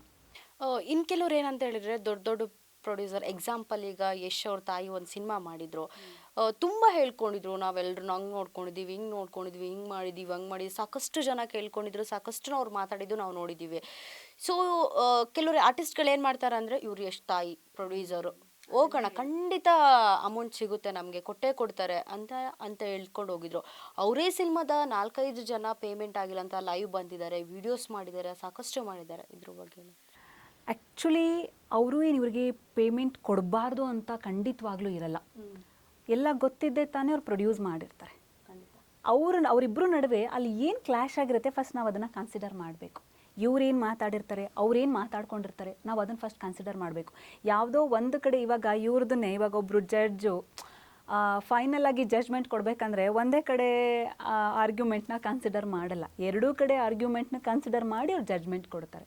ಹಾಗೆ ನಾನು ಇವ್ರು ಯಾರೋ ಲೈವ್ ಬಂದ ತಕ್ಷಣ ಅವ್ರು ಆರ್ಟಿಸ್ಟ್ ಅಂದ ತಕ್ಷಣ ನಾನೊಬ್ಳು ಆರ್ಟಿಸ್ಟ್ ಆಗಿ ಅವ್ರ ಪರನೂ ನಾನು ಮಾತಾಡೋಕ್ಕೆ ಇಷ್ಟಪಡಲ್ಲ. ಬಿಕಾಸ್ ಅವ್ರ ನಡುವೆ ಏನು ಮಾತುಕತೆ ಆಗಿರುತ್ತೆ ನನಗೆ ಖಂಡಿತವಾಗ್ಲೂ ಗೊತ್ತಿರಲ್ಲ. ಹಾಗಂತ ಹೇಳಿ ಅವರು ಪ್ರೊಡ್ಯೂಸರ್ ಬಗ್ಗೆನೂ ನಾನು ಬ್ಲೇಮ್ ಮಾಡೋಕ್ಕೆ ಇಷ್ಟಪಡಲ್ಲ. ಅವ್ರವ್ರಿಗೆ ಗೊತ್ತಿರುತ್ತೆ ಏನು ಮಾತುಕತೆ ಆಗಿರುತ್ತೆ, ಅವ್ರು ಕೂತ್ಕೊಂಡು ಬಗೆಹರಿಸ್ಕೋಬೋದು. ಈಗ ಲೈವ್ ಬಂದ ತಕ್ಷಣ ನಾನು ಮಾತಾಡಿದ ತಕ್ಷಣ ನನಗೆ ನ್ಯಾಯ ಖಂಡಿತವಾಗ್ಲೂ ಎಲ್ಲೂ ಸಿಗಲ್ಲ. ಒಂದಿಷ್ಟು ವೈರಲ್ ಆಗ್ಬೋದು, ಒಂದಿಷ್ಟು ಜನ ಫಾಲೋವರ್ಸ್ ಆಗ್ಬೋದು. ಹಾಗಂತ ನಾನು ಹೋಗ್ಬಿಟ್ಟು ಈಗ ಅದನ್ನು ನೋಡ್ತೀನಿ, ನಾನು ನ್ಯಾಯ ಕೊಡ್ಸೋಕ್ಕಾಗತ್ತಾ? ಏನೋ ಒಂದೆರಡು ಮೆಸೇಜ್ ಹಾಕ್ಬೋದು, ಸಮಾಧಾನ ಮಾಡ್ಬೋದೇ ಹೊರತು ನಾನು ಖಂಡಿತವಾಗ್ಲೂ ಅದಕ್ಕೆ ಏನು ಹೇಳ್ತಾರೆ ಕಾಂಪನ್ಸೇಷನ್ ಕೊಡೋಕ್ಕಾಗಲ್ಲ. ಹೋಗಿ ಡೈರೆಕ್ಟಾಗಿ ಮಾತಾಡ್ಕೊಳ್ಳಿ. ಇಲ್ಲ ನೀವು ಮಾತಾಡಿದ್ರಿ ಯಾಕೆ ಅದನ್ನಂತ ಬೇಕಾದಷ್ಟಿದೆ, ನಿಮಗೆ ಚೆಕ್ ಬಂದರೆ ಚೆಕ್ ಬೌನ್ಸ್ ಆದರೆ ಕೇಸ್ ಹಾಕ್ಬೋದು, ತುಂಬ ಇದೆ. ಅದು ನಾವು ಹೀಗೆಲ್ಲ ಮಾಡೋದ್ರಿಂದ ಬಹುಶಃ ನಮ್ಮ ಇಂಡಸ್ಟ್ರಿ ಬಗ್ಗೆ ನಾವೇನೇ ಕಳಪೆ ಮೂಡಿಸ್ದಂಗೆ ಆಗತ್ತೆ. ನೋಡೋ ಜನರಿಗೆ ಏನು ಅನ್ಸುತ್ತೆ, ಅಯ್ಯೋ ಏನು ಇಂಡಸ್ಟ್ರಿನೋ ಏನೋ ಸಿನಿಮಾ ಮಾಡ್ತಾರಂತೆ, ಅದು ಮಾಡ್ತಾರಂತೆ, ಪೇಮೆಂಟ್ ಆಗಲ್ವಂತೆ. ಪ್ರೊಡ್ಯೂಸರ್ ಬಗ್ಗೆನೂ ತಪ್ಪು ಕಲ್ಪನೆ ಮೂಡುತ್ತೆ, ಆರ್ಟಿಸ್ಟ್ಗಳ ಬಗ್ಗೆನೂ ತಪ್ಪು ಕಲ್ಪನೆ ಮೂಡುತ್ತೆ. ಯಾರೊಬ್ರು ಹೊಸೊಬ್ರು ಆರ್ಟಿಸ್ಟ್ ಆಗಬೇಕಂತ ಬಂದಿರ್ತಾರೆ, ಅದನ್ನೆಲ್ಲ ನೋಡಿದಾಗ ಅವ್ರ ತಲೆಯಲ್ಲಿ ಎಲ್ಲದೂ ಕೂತ್ಬಿಡುತ್ತೆ. ಓ ನಾನು ಆರ್ಟಿಸ್ಟ್ ಆದರೆ ನನಗೆ ಪೇಮೆಂಟ್ ಸಿಗಲ್ಲ, ನಾನು ಸುಮ್ಮನೆ ಕೆಲಸ ಮಾಡೋದು, ಅಥವಾ ನಾನೇನೋ ಪ್ರೊಡ್ಯೂಸ್ ಮಾಡೋಕ್ಕೆ ಹೋಗ್ಬಿಟ್ರೆ ನನಗೆ ಹಿಂಗೆ ಅರ್ಧದಲ್ಲಿ ಇನ್ನೇನೋ ಪ್ರಾಬ್ಲಮ್ ಆಗ್ಬೋದು, ಆರ್ಟಿಸ್ಟ್ಗಳನ್ನ ಹಾಕೊಂಡ್ಬಿಟ್ರೆ ಈ ಥರ ಲೈವ್ ಹೋಗ್ಬಿಡ್ತಾರೆ. ಪ್ರತಿಯೊಬ್ಬರಿಗೂ ಅದು ಸಮಸ್ಯೆನೇ. ಬಟ್ ಆ ಥರ ಮಾಡೋದು ನನ್ನ ಪ್ರಕಾರ ಅದು ಉತ್ತಮವಾದ ಬೆಳವಣಿಗೆ ಅಲ್ಲ ಅನಿಸುತ್ತೆ. ನಾನು ಇಬ್ಬರ ಬಗ್ಗೆ ಹೇಳೋಕ್ಕೂ ಇಷ್ಟಪಡಲ್ಲ. ಅಲ್ಲಿಗೇನು ಮಾತುಕತೆಗಳಾಗಿರುತ್ತೆ ಅದು ಅವ್ರಿಗೆ ಮಾತ್ರ ಗೊತ್ತಿರುತ್ತೆ. ಬಟ್ ಅವರವರೇ ಕೂತು ಬಗೆಹರಿಸ್ಕೋಬೇಕು. ಇನ್ನೊಂದು ವಿಚಾರ ಅಂದರೆ, ಈಗ ಸೈಮಾ ರೀಸೆಂಟಾಗಿ ಆಯಿತು, ಆ ಸೈಮಾದಲ್ಲಿ ಅವಾರ್ಡ್ ಕೊಡಬೇಕಾದ್ರೂ ನಮ್ಮ ಕನ್ನಡದವರಿಗೆ ಲಾಸ್ಟ್ ಅವಾರ್ಡ್ ಕೊಡೋಕೆ ಇಟ್ಟಿದ್ರು, ಅಲ್ಲಿ ಆಡಿಯನ್ಸ್ ಇರಲಿಲ್ಲ. ಸೊ ಅದ್ರ ಬಗ್ಗೆ ಸಾಕಷ್ಟು ಜನ ಮಾತಾಡಿದರು. ನೀವು ಅದ್ರ ಬಗ್ಗೆ ಏನಾದರೂ ಮಾತಾಡಿದ್ರಾ, ರಿಯಾಕ್ಟ್ ಮಾಡಿದ್ರಾ, ಕಾಮೆಂಟ್ ಮಾಡಿದ್ರಾ? ನನಗೇನು ಕಮೆಂಟ್ ಮಾಡೋಕ್ಕೂ ಇಷ್ಟ ಇಲ್ಲ, ರಿಯಾಕ್ಟ್ ಮಾಡೋಕ್ಕೂ ಇಷ್ಟ ಇಲ್ಲ. ಬಟ್ ಒಂದು ಸಲ ನಮ್ಮ ಕನ್ನಡ ಇಂಡಸ್ಟ್ರಿನ ಈಗಿನ ಬೆಳವಣಿಗೆ ನೆನೆಸ್ಕೊಂಡ್ರೆ ನಂಗೆ ತುಂಬ ಬೇಜಾರಾಗ್ಬಿಡುತ್ತೆ. ನನಗೆಷ್ಟು ಕನ್ನಡದ ಬಗ್ಗೆ ಅಭಿಮಾನ ಇದೆ ಅಂತ ಹೇಳಿದ್ರೆ, ನನಗೆ ಆವಾಗ ಬರ್ತಿದ್ದಿದ್ದು ನೀವು ಯಾವುದೇ ಸಿನಿಮಾದ ಬಗ್ಗೆ ಕೇಳಿದ್ರು ನಾನು ಮಾತಾಡ್ತೀನಿ. ನನಗೆ ಸಿಕ್ಕಾಪಟ್ಟೆ ಹುಚ್ಚು. ಅದೇ ಹೇಳಿದ್ನಲ್ಲ, ಕನ್ನಡದ ಬಗ್ಗೆ ತಪ್ಪಾಗಿ ಮಾತಾಡಿದ್ರೆ ನನಗೆ ಕೋಪ ಬರುತ್ತೆ.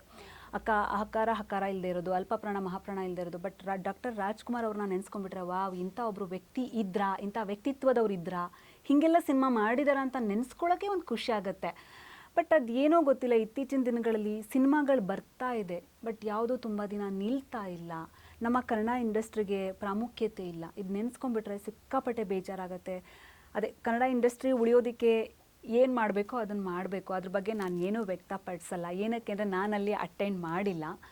ಅಲ್ಲಿ ಏನಾಗಿರುತ್ತೆ, ಇವ್ರು ಹೇಗೆ ಚಿತ್ರಣ ಮಾಡಿರ್ತಾರೆ ಅಥವಾ ಹೇಗೆ ಚಿತ್ರೀಕರಿಸಿ ಅದನ್ನು ಬಿಂಬಣೆ ಮಾಡಿರ್ತಾರೆ, ಅದು ಅವ್ರಿಗೆ ಮಾತ್ರ ಗೊತ್ತಿರುತ್ತೆ. ಸೊ ಅದನ್ನು ಯಾಕಂದರೆ ನಾವಿಲ್ಲಿ ಚಿತ್ರೀಕರಿಸೋದೇ ಒಂದು, ಇವಾಗ ನೀವು ನನ್ನನ್ನು ಇಲ್ಲಿ ಚಿತ್ರೀಕರಿಸ್ಬಿಟ್ಟು ಹೆಂಗೆ ಬೇಕಾದರೂ ಬಿಂಬಿತವಾಗಿ ತೋರಿಸ್ಬಹುದು. ಸೊ ಅದ್ರ ಬಗ್ಗೆ ನಾನು ಕಮೆಂಟ್ ಮಾಡೋದು ತಪ್ಪಾಗತ್ತೆ. ಕಮೆಂಟ್ ಮಾಡೋಷ್ಟು ನಾನು ದೊಡ್ಡೋಳಲ್ಲ ಖಂಡಿತ. ಯಾಕಂದ್ರೆ ಆ್ಯಸ್ ಎ ಆರ್ಟಿಸ್ಟ್ ಅಂತ ಹೇಳಿದರೆ ಎಲ್ಲದ್ರ ಬಗ್ಗೆ ಈಗ ನಾವು ಕನ್ನಡದವರಾಗಿ ಸ್ಟ್ಯಾಂಡ್ ತೊಗೊಳ್ಳೋದು ಖಂಡಿತ ಅದು. ಸೊ ಅದಕ್ಕೋಸ್ಕರ ಕ್ವೆಶ್ಚನ್ ಮಾಡಿದೆ. ಸಾಕು, ನಾವು ಸಾಕಷ್ಟು ವಿಚಾರಗಳನ್ನ ಮಾತಾಡಿದ್ದೀವಿ. ಈಗ ನಿಮ್ಮಿಬ್ಬರಿಗೆ ಒಂದು ಟಾಸ್ಕ್ ಕೊಡ್ತಾ ಇದ್ದೀನಿ. ನೀವು ಮೇಡಮ್ಗೆ ಏನು ತುಂಬ ಇಷ್ಟ ಅಂದರೆ ಯಾವ ಫೇವ್ರೆಟ್ ಕಲರು ಯಾವುದಂತ 10 ಹೇಳಬೇಕು, ನೀವು ಹೇಳಬೇಕು. ಕರೆಕ್ಟಾಗಿ ಮ್ಯಾಚ್ ಆಗುತ್ತಾ ಅಂತ ನೋಡೋಣ. ಇಷ್ಟ ಇದೆಯಾ ಇಷ್ಟ ಇಲ್ವಾ ಅಂತ. ಓಕೆನಾ? ಓಕೆ, ನಾನು ಹೇಳ್ತಾ ಹೋಗ್ತೀನಿ, ನೀವು ಫಸ್ಟ್ ಆನ್ಸರ್ ಮಾಡ್ತೀರಾ? Okay madam, favourite colour? Red. Favourite food? ಅಕ್ಕಿ ರೊಟ್ಟಿ, ಮುಳ್ಗಾಯಿ ಚಟ್ನಿ. ಫೇವ್ರೆಟ್ಸ್ ರಾಂಗಾ? ಇವಾಗೆಲ್ಲ ಏನಾದರೂ ಫುಡ್ ಇದ್ರೆ ಇಲ್ಲಿ ಯಾರು ನೀವು ಮುಳುಗಾ ಚಟ್ನಿ ಮಾಡ್ಕೊಡ್ತಾರೆ, ಇಲ್ಲಿ ಯಾರು ರೊಟ್ಟಿ ಇಡಕ್ಕೆ ನಿಮ್ಮ ಮಲೆನಾಡೆ ನಿಮ್ಮನೇನ ಅಂತ ಕೇಳ್ತಿರ್ತಾರೆ. Favourite song? ಸಾಂಗ್ ಅಂತ ಅಂದರೆ ಹಳೆ ಸಾಂಗ್ಗಳು ಇಷ್ಟ ಆಗುತ್ತೆ, ಬಟ್ ಸ್ಪೆಸಿಫಿಕ್ಕಾಗಿ ಯಾವುದೋ ಒಂದು ಅಂತ ಹೇಳೋಕ್ಕಾಗಲ್ಲ. ಹಳೆ ಸಾಂಗ್ಗಳು ತುಂಬ ಇಷ್ಟ. ಯಾವ್ದು ಜಾಸ್ತಿ ಕೇಳ್ತಾ ಇರ್ತಾರೆ? ಜಾಸ್ತಿ ಅಂದರೆ ಮೀನಿಂಗ್ಫುಲ್ ಇರುತ್ತೆ, ರಾಜ್ಕುಮಾರ್ ಸಾಂಗ್ಗಳು, ಆ ಥರದ್ದು ಮೀನಿಂಗ್ಫುಲ್ ಸಾಂಗ್ ಇರುತ್ತಲ್ಲ ಅಂಥ ಹಳೆ ಪರ್ಟಿಕ್ಯುಲರ್ ಅಂತ ನಾನು ಫಿಕ್ಸ್ ಆಗಲ್ಲ. ನನಗೆ ಕನ್ನಡ ಪದಗಳು ಕೇಳೋದಕ್ಕೆ ನನ್ನ ಕಿವಿಗೆ ಹಿತವಾಗಿರಬೇಕು. ಆಮೇಲೆ ಹಳೆ ನೀವು ಕನ್ನಡ ಸಿನಿಮಾಗಳನ್ನು ಎಷ್ಟು ಸಲ ಹಾಕಿದ್ರು ನಾನು ಸುಮ್ಮನೆ ನೋಡ್ತಾ ಕೂತಿರ್ತೀನಿ ಬೇಜಾರಿಲ್ಲದೆ. Okay, favourite cinema? ಸಿನಿಮಾನ ಅಷ್ಟೇ, ಹಳೆಯ ಸಿನಿಮಾಗಳು ಇಷ್ಟ ಅವಳಿಗೆ. ಈ ಲೇಟೆಸ್ಟ್ ಸಿನಿಮಾಗಳು ಅವಳಿಗೆ ಇಷ್ಟ ಆಗಲ್ಲ. ಹೀರೋ ಅಂತಂದರೆ ವಜ್ರಮುನಿ, ವಿಲನ್ ಆಗಿ. ಆ್ಯಕ್ಚುಲಿ ಅವ್ಳಿಗೆ ಹೀರೋ ಇಷ್ಟ ಅಲ್ಲ, ಈ ವಿಲನ್ ಯಾರಿದಾರಲ್ಲ ಅವ್ರು ಇಷ್ಟ, ವಜ್ರಮುನಿ ಅಂತೇಳಿ. ಅವರು ಎಷ್ಟು ಅಂದರೆ ರಭಸವಾಗಿ ಆ್ಯಕ್ಟ್ ಮಾಡ್ತಿದ್ರು. ಆ ನವರಸಗಳನ್ನೇ ನೋಡಬೇಕು ನೀವು. ಆ ಕಣ್ಣಾಗಿರ್ಬೋದು, ಕಲಿಯೋದು ತುಂಬಾ ಇದೆ. ನಾನು ಅದಕ್ಕೆ ಫಸ್ಟ್ ಯಾರಾದರೂ ಸಿನಿಮಾ ಮಾಡಿದ್ರೆ ಒಬ್ಬ ಹೀರೋಯಿಂದ ಸಿನಿಮಾ ನಡೀತು ಅಂತ ಅನ್ಕೋತಾರೆ. ಖಂಡಿತವಾಗ್ಲೂ ಇಲ್ಲ. ಅಲ್ಲಿ ನೀವು ವಿಲನ್ ಆಪೋಸಿಟ್ಟಾಗಿ ಆ್ಯಕ್ಟ್ ಮಾಡಿದ್ರೆ ಮಾತ್ರ ಒಂದು ಸಿನಿಮಾ ಸ್ಟ್ಯಾಂಡ್ ಆಗೋದಕ್ಕೆ ಸಾಧ್ಯ. ಅವ್ರಿಗಿಂತ ಜಾಸ್ತಿ ನವರಸಗಳು ಇವರಲ್ಲೇ ಉದ್ಭವ ಆಗಿರುತ್ತೆ. ನೀವು ಅದನ್ನು ನೋಡಬೇಕಾಗತ್ತೆ. ನಾನು ಹಂಗಾಗಿ ವಿಲನ್ಗಳನ್ನು ತುಂಬ ಇಷ್ಟಪಡ್ತೀನಿ. ವಜ್ರಮುನಿ ಅಂತ ತುಂಬ ಇಷ್ಟ, ನೋಡ್ತಾ ಇರ್ತಾರೆ. ಸಾಕಷ್ಟು ಮೂವಿ ನೋಡಿರ್ತೀರ? ಅದಕ್ಕಾಗಿ ನಾಯಕನಲ್ಲ, ಇವಳಿಗೆ ಅವನೇ ನಾಯಕ ಅಲ್ಲ, ಸಾರಿ ಅವರು ನಾಯಕ. ಹೇಗೆ ಬಂದ್ಬಿಡುತ್ತಂದರೆ ಹಳೆ ಆರ್ಟಿಸ್ಟ್ಗಳನ್ನೆಲ್ಲ ಹಾಗೆ ಅದು ಪ್ರೀತಿಯಿಂದನೇ ಬೈಯೋದು, ಅವನು ಇವನು ಅಂತ. ಎಲ್ಲ ಕುನ್ನಿ ಅನ್ನೋದು, ಆ್ಯಕ್ಚುಲಿ ಕುನ್ನಿ ಅನ್ನೋ ವರ್ಡು ನೀವು ಕೇಳೋದು ತುಂಬ ಕಮ್ಮಿ. ನೀವು ಅವ್ರ ಮೂವಿ ಸಾಕಷ್ಟು ನೋಡಿದ್ರೆ ಅವ್ರದ್ದೊಂದು ಡೈಲಾಗ್ ಹೊಡಿರಿ ಅವ್ರ ಥರ? ಆ ಥರ ಅಂತ ಏನಿಲ್ಲ, ಬಟ್ ಅವರು ಸಂಪತ್ತಿಗೆ ಜವಾನಲ್ಲಿ ಎಲ್ಲ ಕುನ್ನಿ ಅಂತ ಹೇಳ್ತಾರಲ್ಲ. ಬಟ್ ನೀವು ಆ ಕುನ್ನಿ ಅನ್ನೋ ವರ್ಡ್ ಇವಾಗ ಸಿಗೋದು ಬಹಳ ಕಮ್ಮಿ. ನೀವು ಯಾವುದಾದ್ರೂ ಒಂದು ಸ್ಟ್ರೀಟಲ್ಲಿ ಹೋಗ್ತಾ ಇದ್ರೆ ಡಾಗಿ ಬಂತು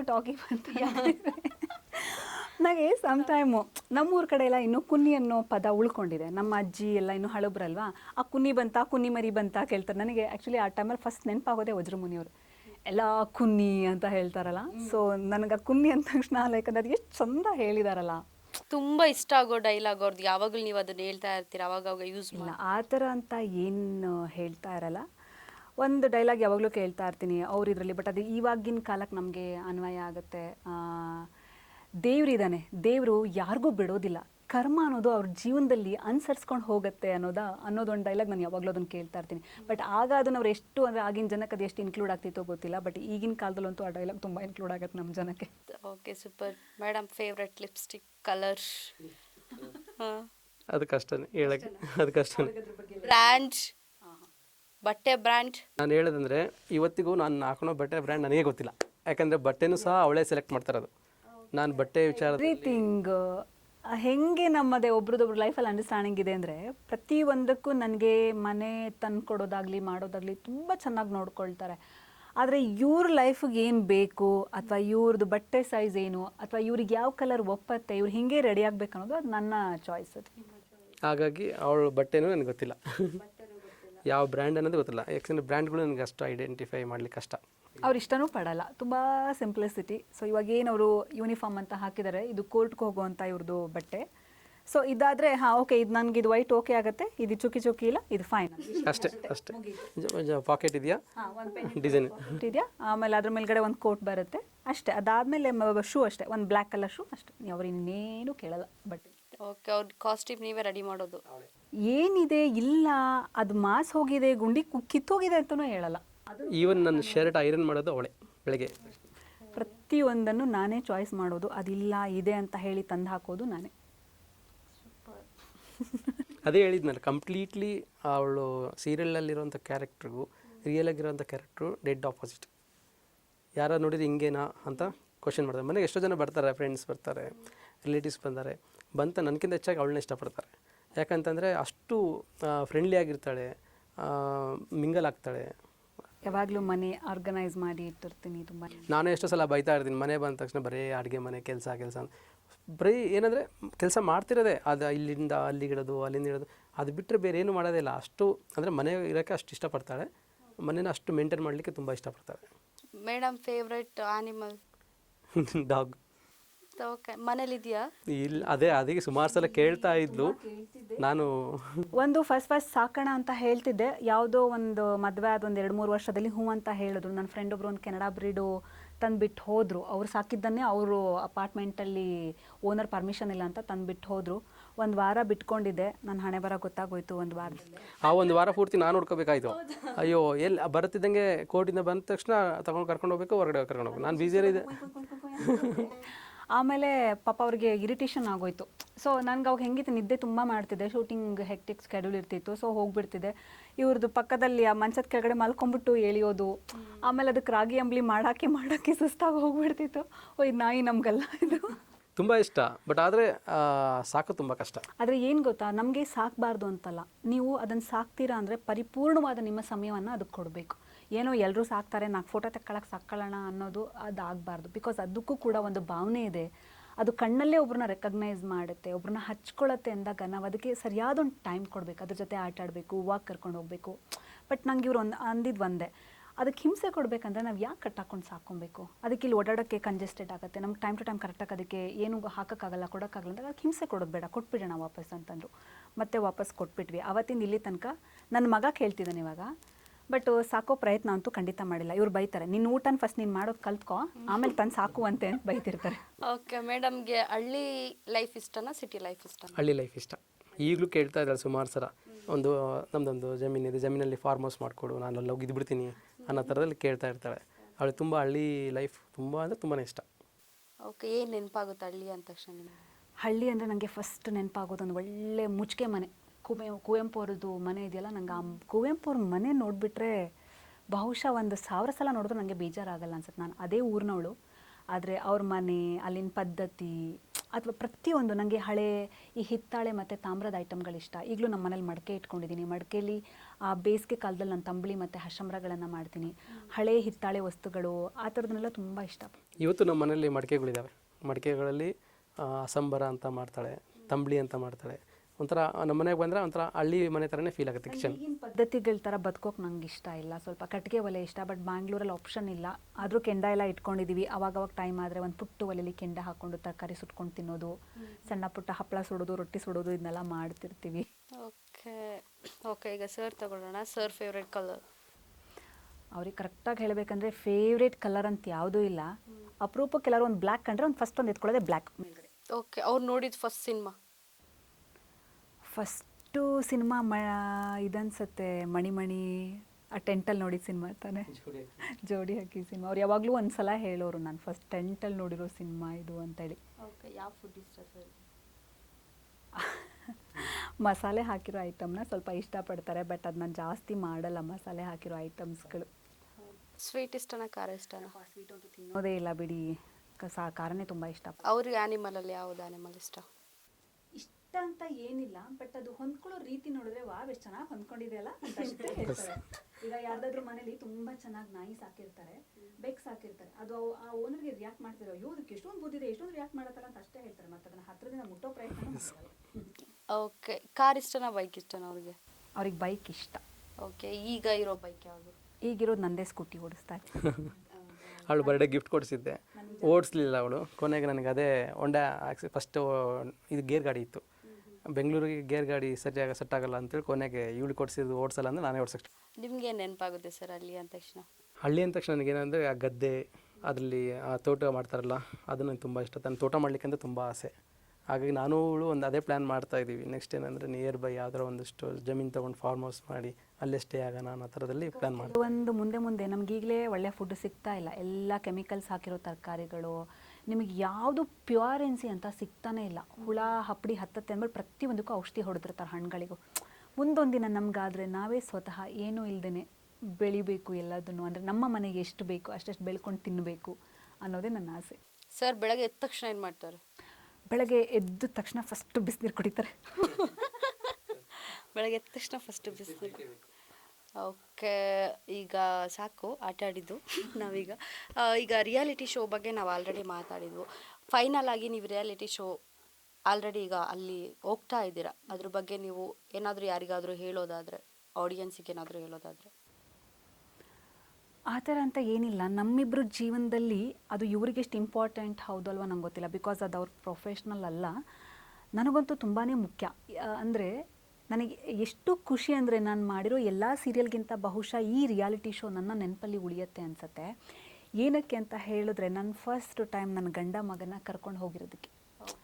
ಅಂದರೆ ಯಾವಾಗಲೂ ನನ್ನ ಜೊತೆ ಮನೇಲಿ ಅವ್ರು ಮಾತಾಡೋದೇ ಸ್ವಲ್ಪ ಕಮ್ಮಿ, ತುಂಬ ರಿಸರ್ವ್ಡ್ ಪರ್ಸನ್, ಅಷ್ಟೊಂದೆಲ್ಲ ಓಪನ್ ಅಪ್ ಆಗಲ್ಲ ಅವರು. ತುಂಬ ಸಿಂಪಲ್ಲಾಗಿ ಮಾತಾಡ್ತಾರೆ ಆ್ಯಂಡ್ ತುಂಬ ತಾಳ್ಮೆ ಇರೋ ವ್ಯಕ್ತಿತ್ವ ಅವ್ರದ್ದು. ಸೊ ಅಲ್ಲಿ ಹೋಗಿ ಒಂದಿಷ್ಟು ಏನು ಮಾಡ್ತಾರೆ, ಯೂನಿಫಾರ್ಮ್ ಹಾಕಿಸಿದಾಗ ಅವ್ರ ಚೇಷ್ಟೆಗಳು ಹೇಗಿತ್ತು, ಓಕೆ ಇವರು ಡ್ಯಾನ್ಸ್ ಮಾಡಬಹುದಾ ಸ್ಟೇಜ್ ಮೇಲೆ, ಅಥವಾ ಮಾತಾಡ್ತಾರೆ. ಒಂದು ಮೈಕ್ ಅಂತ ಕೊಟ್ಟಾಗ ಅವ್ರಿಗೆ ಮಾತುಕತೆ ಏನು ಹೊಸ್ತಲ್ಲ, ಬಟ್ ಕೆಲವೊಂದೆಲ್ಲ ಸಣ್ಣ ಪುಟ್ಟ ಇವರಲ್ಲಿರೋ ಚೇಷ್ಟೆಗಳನ್ನ ನೋಡೋದಕ್ಕೆ ನನಗೆ ಅವಕಾಶ ಸಿಕ್ತು. ತಕ್ಕಮಟ್ಟಿಗೆ ಕೆಲವೊಂದಿಷ್ಟು ತಮಾಷೆಗಳನ್ನು ನೋಡಿದೆ. ಅದು ಬಹುಶಃ ನನ್ನ ಲೈಫಲ್ಲಿ ಯಾವತ್ತೂ ಮೆಮೊರಬಲ್ ಆಗಿ ಉಳ್ಕೊಳ್ಳುತ್ತೆ ಅಂತ ಅನಿಸತ್ತೆ. ಆಡಿಯನ್ಸ್ಗೆ ಹೇಳೋಕ್ಕಂಥದ್ದು ಏನಿಲ್ಲ, ತುಂಬ ಸಪೋರ್ಟ್ ಮಾಡಿದ್ದಾರೆ ಆ್ಯಂಡ್ ಸಿಕ್ಕಾಗಿ ಮಾತಾಡಿಸ್ತಾರೆ, ಅದೊಂಥರ ಖುಷಿನೇ. ಅದು ಈಗಿನ ಡಬಲ್ ಮೀನಿಂಗ್ ಪ್ರೋಗ್ರಾಮ್ಗಳ ಮಧ್ಯೆ ಈ ರೀತಿ ಫ್ಯಾಮಿಲಿ ಪ್ರೋಗ್ರಾಮ್ ಬರೋದು ತುಂಬ ಕಷ್ಟ. ಯಾಕಂದರೆ ಎಲ್ಲ ಟಿ ವಿ ಚಾನಲ್ಗಳಲ್ಲಿ ಏನು ಮಾಡ್ತಾರೆ, TRP ಮೇನ್ ಕಾನ್ಸಂಟ್ರೇಟ್ ಮಾಡ್ತಾರೆ. ಜನಗಳು ಏನಂತಂದರೆ ಒಳ್ಳೆಯದನ್ನು ನೋಡೋಲ್ಲ, ಕೆಟ್ಟದನ್ನು ತುಂಬ ಇಷ್ಟಪಡ್ತಾರೆ. ಅದು ಕೆಟ್ಟದಂತಾರೆ ಆದರೂ ನೋಡ್ತಾರೆ. ಅದ್ರ ಮಧ್ಯದಲ್ಲಿ ಎಕ್ಸ್ಪೆರಿಮೆಂಟಲ್ ಆಗಿ ಈ GTV ಅವರು ಇದನ್ನು ತಂದಿದ್ದಾರಲ್ಲ, ಅದು ಗ್ರೇಟ್ಫುಲ್. TRP ನೆಕ್ಸ್ಟ್ ಸೆಕೆಂಡ್ರಿ, ಒಂದು ಸೊಸೈಟಿಗೆ ಮೆಸೇಜ್ನ ಪಾಸ್ ಮಾಡೋಣ ನಾವು ನಮ್ಮವ್ರನ್ನ ಅನ್ನೋದ್ರ ಬಗ್ಗೆ ಅಂತೇಳಿ ಏನು ಮಾಡಿದಾರಲ್ಲ, ತುಂಬ ಗ್ರೇಟ್ಫುಲ್. ಹಾಗಾಗಿ ಇಂಥ ಕಾರ್ಯಕ್ರಮಗಳನ್ನ ನೋಡಿ ಬೆಳೆಸಬೇಕು. ಆವಾಗೇನಾಗುತ್ತೆ, ಟಿ ವಿ ಚಾನಲ್ಗಳು ಇಂಥ ಪ್ರೋಗ್ರಾಮ್ಗಳನ್ನ ಜಾಸ್ತಿ ಎಸ್ಟಾಬ್ಲಿಷ್ ಮಾಡ್ತಾ ಹೋಗ್ತಾರೆ. ಹಾಗಾಗಿ ಒಳ್ಳೆಯ ಕಾರ್ಯಕ್ರಮ. ಓಕೆ ಮೇಡಮ್, ಇನ್ನೊಂದು ಕ್ವಶನ್ ಕೇಳಬೇಕು. ಏನಂತ ಹೇಳಿದರೆ, ನಾವು ಅವಾಗ ಹೇಳ್ದಂಗೆ ಈಗ ಈ ಇನ್ಸ್ಟಾಗ್ರಾಮಲ್ಲಿ ರೀಲ್ಸ್ ಮಾಡೋರು ಇರ್ತಾರಲ್ವ, ಈ ಬಿಕ್ನಿ ಹಾಕ್ಕೊಂಡು ಅಥವಾ ಬೇರೆ ಬೇಡ್ದಿಲ್ದೆಲ್ಲ ಕಂಟೆಂಟ್ ಮಾಡ್ತಾ ಇರ್ತಾರೆ. ಸೊ ಈಗ ಒಳ್ಳೆ ಕಂಟೆಂಟ್ ಕೊಡೋರಿಗೆ ಒಳ್ಳೆ ಆಪರ್ಚುನಿಟಿ, ಒಳ್ಳೆ ಒಂದು ವೇದಿಕೆ ಸಿಗ್ತಾ ಇಲ್ಲ, ಅದಕ್ಕೇನು ಹೇಳ್ತೀರಾ ಮೇಡಮ್ ನೀವು? ವೇದಿಕೆ ಸಿಗ್ತಾ ಇಲ್ಲ ಅಂತ ಹೇಳೋದು ತಪ್ಪಾಗ್ಬಿಡುತ್ತೆ. ನಾನು ಆಗಲೇ ಹೇಳ್ದಂಗೆ ಈ ಸೋಷಿಯಲ್ ಮೀಡಿಯಾ ನಿಮಗೆ ಬೂಮಿಂಗಲ್ಲಿ ಇರೋದ್ರಿಂದ ಅವರವರ ಕಲೆನ ಅವರವರೇ ಎಕ್ಸ್ಪೋಸ್ ಮಾಡ್ಕೋಬಹುದು. ಕೆಟ್ಟದ್ದು ಒಳ್ಳೆಯದು ಎರಡೂ ಅವ್ರ ಕೈಯಲ್ಲಿದೆ. ನೀವು ಫೇಮಸ್ ಆಗಬೇಕು ಅಂದ್ರೂ ಒನ್ ಡೇ ಒಳಗಡೆ ಏನು ಬೇಕಾದರೂ ಮಾಡ್ಬೋದು. ಅದೇ ನೀವು ಒಳ್ಳೆ ರೀತಿಲಿ ಫೇಮಸ್ ಆಗಬೇಕು ಅಂದರೆ ಸ್ವಲ್ಪ ಕಾಯಬೇಕಾಗತ್ತೆ, ಒಂದಿಷ್ಟು ದಿನ ಸಮಯ ಅಂತ ಅದಕ್ಕೆ ಹಿಡಿಯುತ್ತೆ.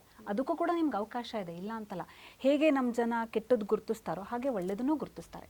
ಈಗ ಮೊನ್ನೆ ಯಾವುದೊಂದು ಹುಡುಗಿ ವೈರಲ್ ಆದ್ಲು ಸಾಂಗಲ್ಲಿ. ಸೊ ಅದು ಅವಳ ಟ್ಯಾಲೆಂಟ್, ಅದು ಅವಳು ಬೇರೆ ಥರ ಹೇಳಿದನ ರಾತ್ರಿ ಅವಳು ಅಲ್ಲ, ಅದೇ ಹೇಳಿದೆ, ಈಗ ಸೋಷಿಯಲ್ ಮೀಡಿಯಾದಲ್ಲಿ ಒಳ್ಳೇದಕ್ಕಿಂತ ಹೆಚ್ಚಾಗಿ ಕೆಟ್ಟದೇ ಜಾಸ್ತಿ ವೈರಲ್ ಆಗುತ್ತೆ. ಅವಳೇನೋ ಒಂದು ಎರಡು ಜನನ ನಗಿಸ್ಬೇಕು, ತಮಾಷೆ ಮಾಡಿದಾಳೆ. ಆ ಥರ ನಾವುಗಳು ತುಂಬ ಕೆಟ್ಟದಾಗ ಹಾಡಿದ ದಿನಗಳಿದೆ. ಒಬ್ರನ್ನ ನಗಿಸೋದಕ್ಕೆ ದಪ್ಪ ವಯಸ್ಸಲ್ಲಿ ಸಣ್ಣ ವಯಸ್ಸಲ್ಲಿ ಹೇಳಿದುಂಟು. ಬಟ್ ಪಾಪ ಅದವಳು ಎಕ್ಸ್ಪೆಕ್ಟೇ ಮಾಡಿರಲಿಲ್ಲ ನನ್ನನ್ನು ಈ ರೀತಿಯಾಗಿ ವೈರಲ್ ಮಾಡ್ತಾರೆ. ಈಗ ಗೆಸ್ಟ್ ಆಗಿಬಿಟ್ಟಿದ್ದಾರೆ, ಎಲ್ಲ ಕಡೆ ಟೇಪ್ ಕಟ್ಟಿಂಗ್ ಹೋಗ್ತಾ ಇದ್ದಾರೆ. ಹೌದು, ಬಟ್ ಅದು ಅವಳು ಪುಣ್ಯ ಅಷ್ಟೇ. ಅವಳ ಟ್ಯಾಲೆಂಟ್ನ ಅವಳು ಗುರುತಿಸ್ಕೊಂಡ್ಲು, ಅವಳು ಪ್ಲಾಟ್ಫಾರ್ಮ್ನ ಅವಳೇ ಕ್ರಿಯೇಟ್ ಮಾಡ್ಕೊಂಡ್ಲು. ಹೇಳೋಕ್ಕಾಗಲ್ಲ, ನಾಳೆ ಸೀರಿಯಲ್ಲೋ ಸಿನಿಮಾದಲ್ಲೋ ಹೀರೋಯಿನ್ ಆಗಿ ಮಿಂಚ್ಬೋದು. 1-2 ವರ್ಷಕ್ಕೆ ಮರಿ ಆಗ್ಬೋದು. ಮಿಂಚಿ ಹೋಗಿ ಮರ್ಯಾದಕ್ಕೆ ಹೋಗಿಲ್ಲ ಅನ್ನೋಂಗೆ ಆದರೂ ಆಗ್ಬೋದು, ಹೇಳೋಕ್ಕಾಗಲ್ಲ. ಅದೇ ತುಂಬ ಶಾರ್ಟ್ ಪೀರಿಯಡಲ್ಲಿ ಬಂದರೂ ಹಾಗೆ ಶಾರ್ಟ್ ಪೀರಿಯಡಲ್ಲೇ ಹೊರಟು ಹೋಗ್ತಾರೆ. ಬಿಕಾಸ್ ಅದಕ್ಕೆ ಸತತವಾದ ಪ್ರಯತ್ನಗಳಿರೋದಿಲ್ಲ, ಹೋಮ್ವರ್ಕ್ ಇರೋದಿಲ್ಲ.